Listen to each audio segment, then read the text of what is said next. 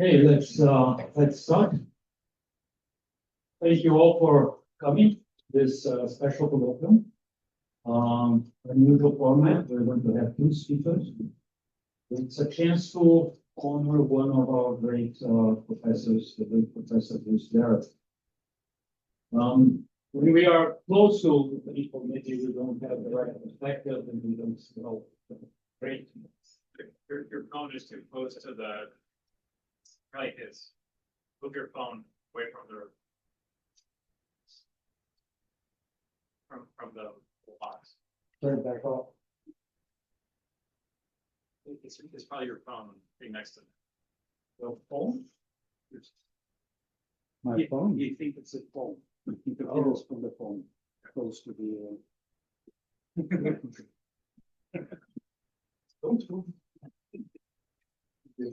So this is a chance for us to get some perspective in one of our great viewers here.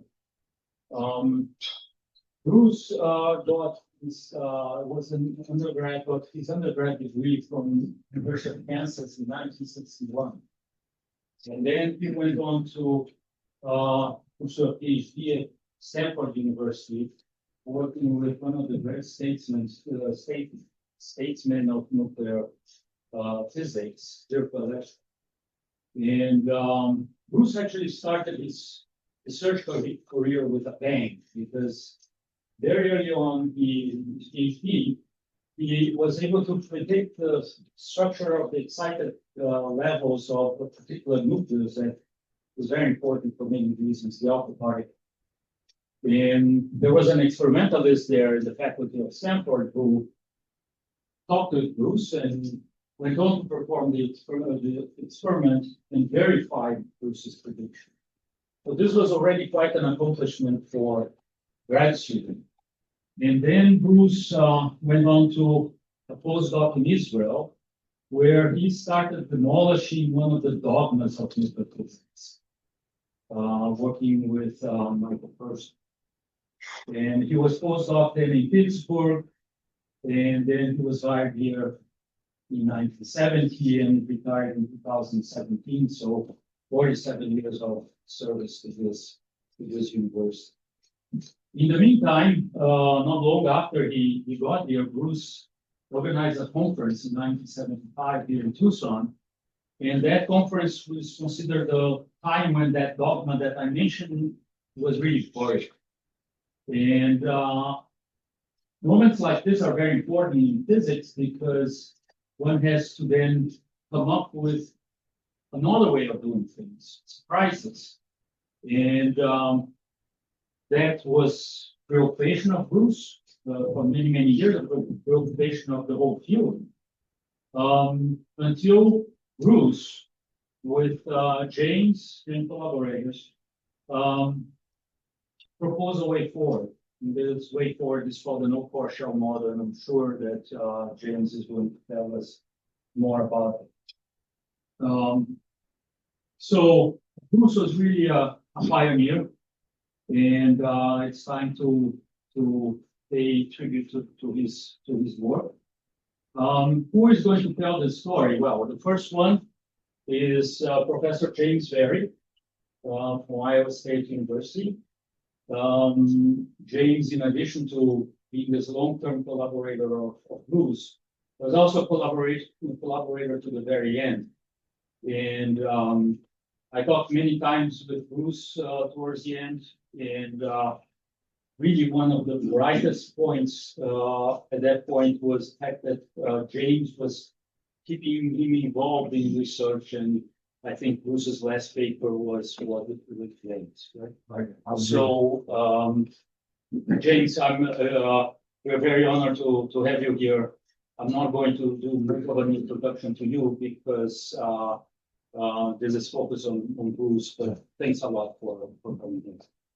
So, so the idea is that you talk for 30 minutes and then I introduce that. So it is indeed an honor to have this opportunity to share with you the highlights that I'm personally aware of in Bruce's career, especially since we worked together for so long. And Vera's already mentioned some of them, and I'll come back to them as we go forward. Here's the idea of what I would like to basically cover briefly is our work together over a period of his work over 55 years, our work together over about 50 years. And this was what was mentioned by Vera as what we call the finish line, but there's a couple of victory laps since the finish line, and that's the work of the last year and a half, 2 years. So Bruce continued to be actively involved, and it's a delight to be able to share that as well. Okay, so I like to call this a winding and twisting road in physics. Bruce and I, Bruce in particular, was there at the very beginning. And there are many twists and turns in this road, a lot of them associated with the University of Arizona. Some names some people here in the audience are involved in. So we have the famous 1975 Tucson meeting, which I had the pleasure of attending, and the proceedings are up here if you'd like to take a look at it. Edited by Bruce, organized by Bruce, run by Bruce. And Bruce, I quote him, he said it's the first major meeting he knows of that killed the field of physics. Absolutely drove a nail into the coffin of the way in which we thought we were headed based on previous 15 years of research. So how that happened is a brief, mention in brief. And then Lena Shagwa, who spoke earlier today, was involved in another key turn where we tried to improve the theory in a certain direction and found out that wasn't going to work. And then in 1992, Bruce and I co-organized a program at the Institute of Nuclear Theory in Seattle, where we had the pleasure to have Kenji Suzuki for a month and a half of intensive discussions to understand his approach to renormalization. Along the way, Rick Haxton worked with us to get another form of renormalization going. Big breakthroughs began to happen in the late 1990s when a lot of these things came together. We knew a lot about what we couldn't do. We knew something about what we could do. And then another program at the Institute in 2000 with Peter Navratil, Bruce, and myself together for a month or so allowed us to pull all the pieces together and come out with a physical review letter that showed how everything works out in the end. That is the note for Shoma. And that is this particular document up here at the top was the crowning achievement of what we had set out to do since 1975.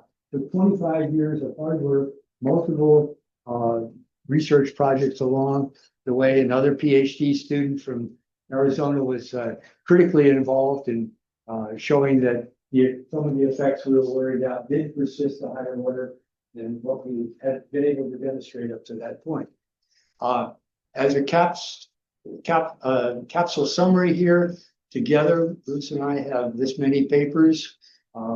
Review article has more than 1,000 citations published in 2013 with Bruce is the lead author, Peter Navratil the second author, not the third author. How this all works and updates. So now it was mentioned this morning, Eric, who's sitting here in the audience, has had a long-standing career with Bruce, standing next to Bruce, and studied met Bruce at this conference in 1993 in Taiwan. And I happened to be next to Bruce, and Rick, who spoke this morning, was there. I'll come back to Akito Arima and his role. I believe this is Franco Iakello. I could be wrong. Maybe somebody can confirm that. But anyway, others who have spoken today were there at the meeting as well. So the story goes on. Overview would look something like this. What was killed in the famous 1975 Tucson meeting goes by the name of Bloch, Horowitz, Bruckner, Beta, Brandau theory. All the people who had helped develop it up to that point.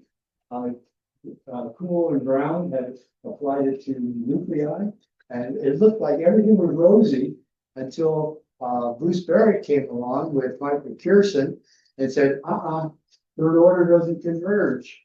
Shuka and Weidenmuller, Lee, and others showed there's a serious problem with what's called interior state physics. I worked with others to show that even convergence of intermediate state summation was not achievable in this version of the theory. All these came together at the 1975 meeting. Here they're listed individually, and everybody went away very sad. Everything that had been done up to that point looked like it was on a fruitless path. Although amazingly, things were, in some sense, agreeing with experiment better than they should have.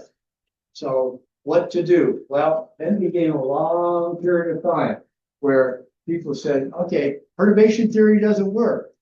Again, Margaret Sandel. Or polarization does not work. So what do we have to do? We have to try to figure out how to get the core out of the problem. We have to try to figure out simultaneously how to do the problem non-perturbative. Now, as you all know, non-perturbative renormalization is even today, an uncertain field. How do you do things, renormalize things non-perturbatively is not a given in any way, shape, or form. So if you can figure it out in one game, you might be able to apply it in another game. And that's what we've been about. So the whole idea is the following, which ends up being called this no core Schalman. You take the core away, you treat all the nucleons on an equal footing, neutrons and protons, that would produce for you some infinite Hamiltonian matrix eigenvalue problem. But with some suitable technique, you would hope to derive from the full problem a subproblem, which might be applicable to some of the states of the system, in particular the low-lying state and their properties. And that's what the techniques that were developed up until about 2000 showed how to do. Time doesn't permit to show you all those details, but the game plan is, again, treat all the nucleons on an equal footing. Here's some of the pioneering works of our friends in Japan that led us to the key techniques of renormalization. So you take a Hamiltonian for all the nucleons together. There's no one body term. There's no central field. You just have relative kinetic energy, nucleon-nucleon interaction, 3 nucleon interactions even, and more if theory gives them to you. And then you play some games to split things up in a certain way, and you carry out what we call today the Okubo-Suzuki reorganization procedure. The techniques of which are too difficult to present in a few minutes, but basically it's a mapping of part of the infinite matrix problem down to a finite matrix problem, numerically tractable mapping techniques with our interactions. What that looks like schematically is you have an infinite Hamiltonian matrix. You divide the whole space of the whole problem, many-body problem now, into a model space, P space, whatever you want to call it, a finite subspace, and the rest of it is called the infinite Q space.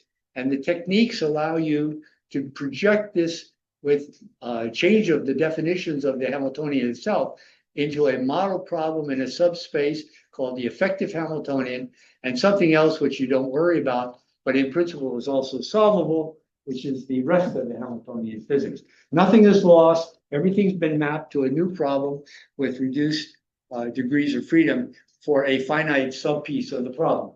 That's what you're after. You don't want everything, you just want a piece of it. Okay, I'm going to skip the details because they're too technical.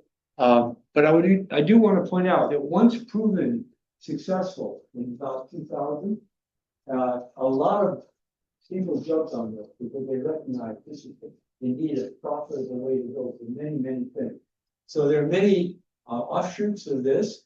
Takasuka, our speaker today, is a pioneer in what's called Monte Carlo shell model, no-core shell model. But there are many other versions of this, and including one in field theory itself. And that's for structure alone. And then in the reactions game, a lot of very recent work is emerging almost weekly. Papers are coming out showing how to go now from structure to full reaction theory in a completely ab initio scheme. And that's just a kind of a list of some of them. And some of the recent highlights of how these are getting into the news, a prediction of a tetraneutron came out here, and confirmation experimentally in Nature has been also reported. This looks like extremely profitable for going to quantum computing. Okay, so up to date, up to the modern era, Bruce and others have been active in adopting what is called partial effective field theory. for the underpinnings of the internucleon interaction. This is based on the work of Weinberg and collaborators and Vera Van Pelt is one of the prime movers of this area. And in the particular version that we've been following, called the pi and full version, you can derive a scheme for an expansion of the nucleon-nucleon interaction in power series involving higher and higher meson exchanges. It gives rise to 3-body forces, 4-body forces, and so forth. This is such a highly technical game that we are part-time players in it. The main players are people at other universities, but we are adopting their results. These are some of the key players right down here. Also, Vera has a plan-less version of all of this, and that's also been adopted. Okay, so up to the present time, where do we stand? No Virchow model, Carl effective field theory, various renormalization schemes. New schemes have been introduced in addition to Okuda Suzuki, which I don't have time to discuss, but equally powerful and complementary. And the best example we have today goes with a consistent treatment of Carl effective field theory, complete through next to leading order, and some terms up to next to leading order. And with a certain regulator, the binding energies of light nuclei up to oxygen 16 are predicted within a few percent, where the uncertainties are a combination of numerical uncertainties and also truncation effects from the Carl effective field theory itself. That's the most recent achievement there. But where does Bruce hold out? Bruce wants to go to heavier nuclei.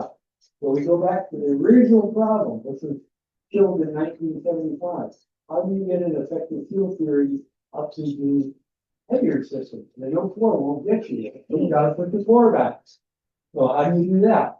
So Bruce and his students and postdocs came up with a scheme called now the double Okubo-Lee-Suzuki renormalization. Not only do you do the first one into a p space, but then you go into a smaller space just in the valence degree.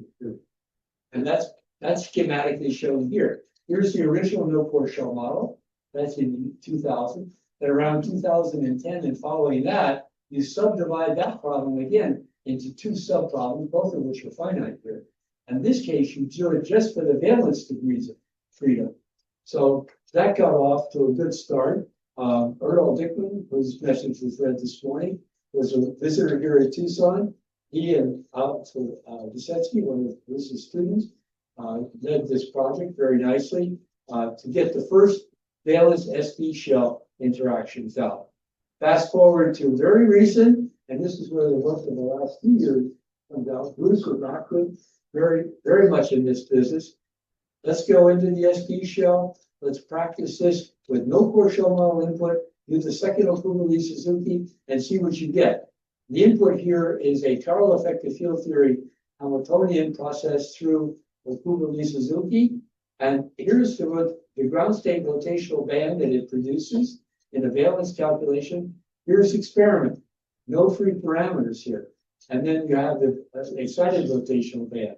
Excited rotational band known experimentally. All the states are there, even another 0+. So this is an exciting time. There are a lot of improvements that need to be made to get this in better quantitative human experiment. So the work is going on, and we will be honoring these achievements with Bruce involved for a long time to come. Right up to today, this is the first day in which I could put my actual hands on the publication. Bruce's last and latest publication in a book that came out just in the last few weeks, World Scientific. And this carries this to the next step, not just spectroscopy, but other observables, and shows that the same procedures now follow all the way through to, in this case, quadrupole observables, transition matrix elements between 2 states described first in the no-core shell model itself, without the second Okubo-Lee-Suzuki renormalization. That's the exit. So that's the gold standard for what we're doing after that, because you can do everything within the valence space by itself. That's the open surface.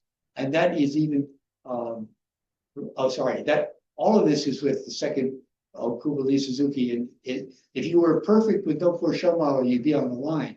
But the deviations are coming to subtle differences between whether you make an average effective charge or you do state-dependent effective charging. And that's an interesting thing. Phenomenology over the decades has only given us an average effective charge.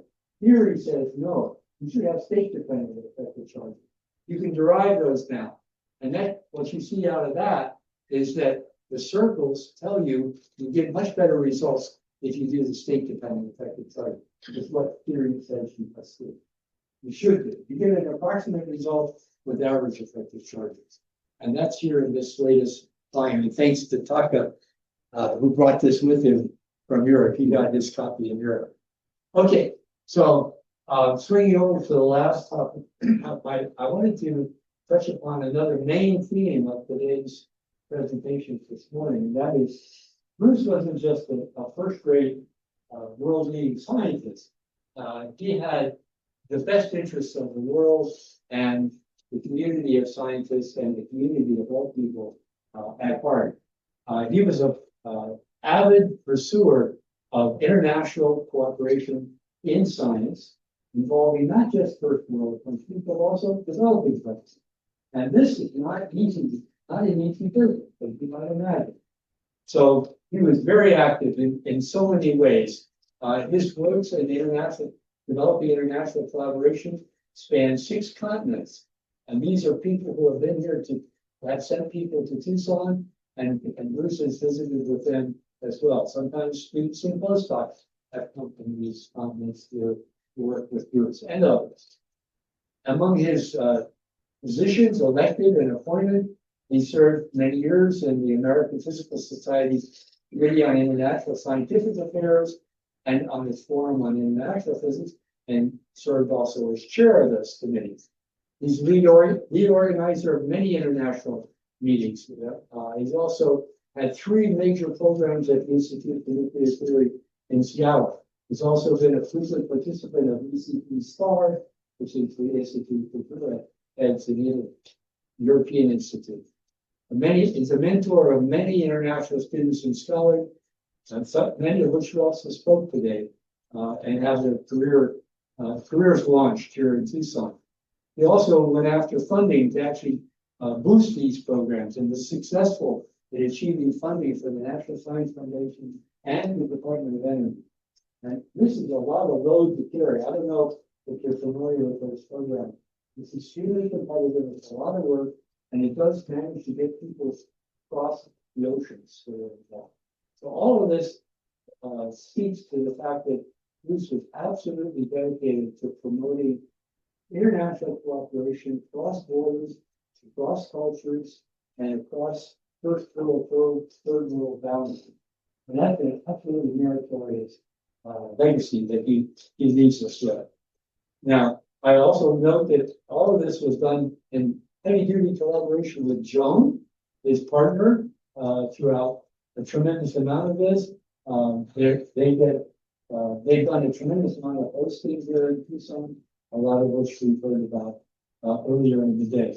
And people really remember following the atmosphere here that they created. Okay, so back to the beginning, and just to remind you, this has been scientifically a very long and winding road.